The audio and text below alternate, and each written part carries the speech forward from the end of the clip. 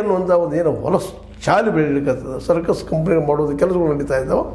ಇದು ತಪ್ಪಬೇಕು, ನಿಲ್ಲಿಸಬೇಕು. ಇದು ಸರ್ಕಾರ ನಿರ್ದೇಶನ ಮಾಡಬೇಕು. ಇದಕ್ಕೆ ಕಟ್ಟುನಿಟ್ಟಿನ ನಿರ್ದೇಶನ ಮಾಡಿ ಇವುಗಳಲ್ಲಿ ಬ್ಯಾನ್ ಮಾಡಬೇಕು, ಬಂದ್ ಮಾಡಬೇಕು. ಯಾಕಂತಂದ್ರೆ ಸರ್ಕಾರ ಕೈಯಲ್ಲಿ ಸಾಧ್ಯದ ಅನ್ನೋದಕ್ಕೊಂದು ದೊಡ್ಡ ಸಾಕ್ಷಿ ಏನಪ್ಪ ಅಂತಂದ್ರೆ, ಸರ್ಕಾರ ಮನಸ್ಸು ಮಾಡಿದ್ರೆ ದೆಹಲಿಯಲ್ಲಿ ರೈತರನ್ನ ಒಳಗೆ ದಿಲ್ಲಿಯೊಳಗೆ ಬೆಳ್ಳಾರ್ದೊಂದು ದೊಡ್ಡ ಸಾಕ್ಷಿ ರೀ. ಇಡೀ ದೆಹಲಿಗೆ ಬೇರೆ ಹಾಕ್ಸಿದ್ದು ದೇಶದಲ್ಲಿದ್ದಂಥ ನಡೆದ ಒಂದು ಮೂಮೆಂಟನ್ನು ಕರ್ಬ್ ಮಾಡಿದಂಥದ್ದು. ಕೊನೆಗೆ ಅದು ರಿಸಲ್ಟ್ ಬೇರೆ ಆಯಿತು, ಏನಾಯಿತು, ಕಡೆಗೆ ಮುಚ್ಚು ಹೋಯ್ತು. ಆಮದು ಬೇರೆ ಅಂದರೆ ಸರ್ಕಾರಗಳ ಶಕ್ತಿ ಅದು ಮಾಡಲಿಕ್ಕೆ ಸಾಧ್ಯ, ಅದು ಮಾಡಬೇಕು ಅದನ್ನು.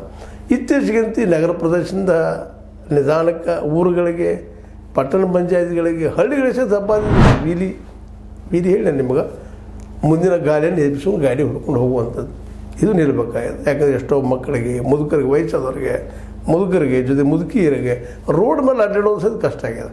ಅದರ 2 ವೀಲರ್ಗಳು ಮತ್ತು ಇನ್ನುಳಿದ ಸಾಮಾನ್ಯ ವೀಲರ್ 5 ಗಾಡಿಗಳು ಇವುಗಳ ಮಧ್ಯದಲ್ಲಂತೆ ಇನ್ನೂ ಕಷ್ಟ ಆಗಿದೆ. ಇತ್ತೀಚೆಗಂತೂ ನಗರೀಕರಣ ಹೆಚ್ಚಾಗಿರ್ತದೆ ರೀ. ನಗರಗಳು ಬೆಳಗ್ಗೆ ಎತ್ತಿದಾವ, ಓಡಾಟ ಜೋರಾಗಿರ್ತದೆ. ಎಲ್ಲರೂ ಗಡಿಬಿಡಿಯೊಳಗೆ ಇರ್ತಾರೆ. ಈಗ ಗಡಿಬಿಡಿಗೆ ಗೊತ್ತಿಲ್ಲ, ಒಟ್ಟು ಗಡಿಬಿಡಿ ಓಡ್ತಾ ಇರ್ತಾರೆ. ಹೀಗಾಗಿ ಅನೇಕ ಆಕ್ಸಿಡೆಂಟ್ಗಳು ಆಗ್ತಾಯಿರ್ತಾವೆ, ಪೆಟ್ಗಳು ಬೀಳ್ತಾ ಇರ್ತಾವೆ, ಕೈಕಾಲುಗಳು ಮುರಿತಾ ಇರ್ತಾವೆ. ಹೀಗಾಗಿ ಪೊಲೀಸರು ಒಂದು ದೊಡ್ಡ ವಿಷಯ ಇದಾಗಿ ಹೋಗ್ಬಿಟ್ಟದು. ಹೆಂಗಪ್ಪ ಇದನ್ನು ಕಂಟ್ರೋಲ್ ಮಾಡೋದು ಅಂತೇಳಿ ಈಗಾಗಲೇ ಇಂಥವ್ರ ಬಗ್ಗೆ ಭಾಳ ತೀವ್ರವಾದ ಕ್ರಮವನ್ನು ಕೈಗೊಳ್ಳಬೇಕು ಅಂತ ಹೈಕೋರ್ಟ್ ಹೇಳ್ಯದ. ಅದ್ರ ಜೊತೆಗೆ ಇನ್ನುಳಿದ ನ್ಯಾಯಾಲಯಗಳು ಸಹ ಇಂಥ ನಿರ್ಧಾರಗಳು ಮೇಲೆ ಬರ್ತಾ ಇದ್ದಾವೆ. ಇದು ತಪ್ಪಬೇಕಾದ್ರೆ ಇದು ನಿಲ್ಲಬೇಕಾ? ಇಲ್ಲಂದ್ರೆ ಇದು ಜನಸಾಮಾನ್ಯರ ತಿರುಗಾಡುವಂಥ ರೋಡುಗಳಲ್ಲಿ ಇವು ನಡೆಯೋದ್ರಿಂದ, ಅದರಲ್ಲೂ ವಿಶೇಷವಾಗಿ ಬೆಂಗಳೂರು ಸಿಟಿಯಲ್ಲಿ ರಾತ್ರಿ ಜೋರು ರೇಸ್ ನಡೀತಿರ್ತಾವ್ರಿ. ರೇಸ್ಗಳು ಒಬ್ರಿಗೊಬ್ರು ನಾ ಮುಂದು ನೀ ಮುಂದು ಅಂತೇಳಿ ಸ್ವಲ್ಪ ಹೆಚ್ಚು ಕಡಿಮೆ ಆದರೆ ಏನಾಗ್ತದೆ, ಜೀವ ಹೋಗುವಂಥ ಪ್ರಸಂಗ ರೀ.